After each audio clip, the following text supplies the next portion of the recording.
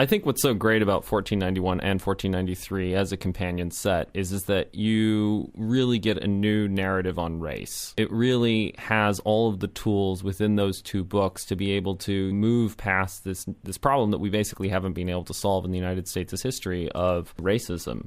And you suddenly really get a picture that people are people, and that if you provide them with the right incentives, they'll be constructive, and if you provide them with perverse or wrong incentives, they will do bad things, and that everybody has the same capacity for beauty and for potential. Yeah, everybody has potential. Yeah. I think so. I think that all human beings are going to react. I don't care what color you are. If I take a match and I burn you with it, you're going to react exactly the same way. You might scream in a different language, but basically the scream will be the scream. Yeah.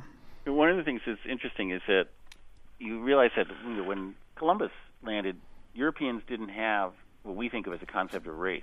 Mm-hmm. He didn't think that the people he encountered were like a different race. They didn't think that Africans were a different race, in some sort of biological sense. Much more important to them was their religious faith, and they divided the world into Christians and non-Christians, and that was what was important. And they also thought that if you were a non-Christian, if you were Muslim or something, or Jewish, you were taught things as a childhood that literally changed your body and kind of stained you. Yeah, that's right. Yeah, our conception of quote race is completely different from what they had in those days. Well, I mean, didn't they weren't they sanctioned by the church, basically, the Spanish, with the notion that you're going there essentially, yes, to explore, but also to convert these quote-unquote savages? Right, and the question is, who are these people and where did they come from? They don't seem to be in the Bible. And so they thought, essentially, most of them, beginning with this guy named Acosta, that these were the descendants of the lost tribes of Israel. Wow. They were Jews.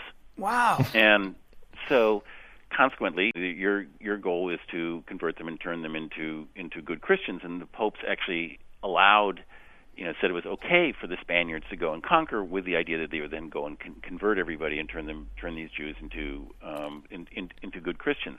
And so, our conception that they're going after Indians, the idea is that Indians are a separate, human race, is very, very different from what they had. Our conception only starts evolving in the 18th and 19th century, partly from slavery, where you start bringing these people from Africa, and then you have to construct a justification for what you do it, and then you say, well, they're just a different type of person than us.